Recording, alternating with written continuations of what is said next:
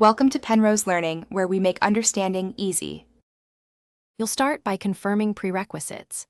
Sign into your Apple ID in Settings, connect to a reliable Wi-Fi network, and plug the iPad in if battery is low. Do this now so syncs don't fail mid-process. Once signed in, make sure two-factor authentication is active. This prevents unauthorized access. You're doing the basics with a purpose, speed, and security, so subsequent steps complete smoothly and your data remains protected during transfers. You now configure which apps and data use iCloud. In Settings, tap your name then iCloud and toggle Photos, Contacts, Notes, and third-party app switches. This controls what syncs. Once done, go to iCloud Backup and tap Backup Now to create an immediate snapshot.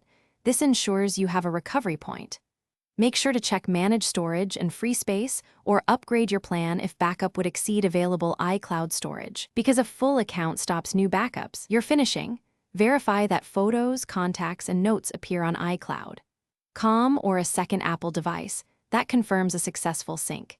If items aren't showing, restart your iPad and sign out, then back into your Apple ID to refresh authentication. This fixes many sync stalls. If sync is still slow, reset network settings to clear any Wi-Fi conflicts.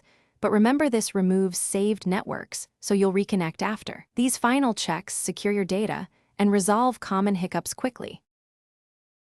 Thanks for watching. If this was helpful, leave a like and consider subscribing. See you next time.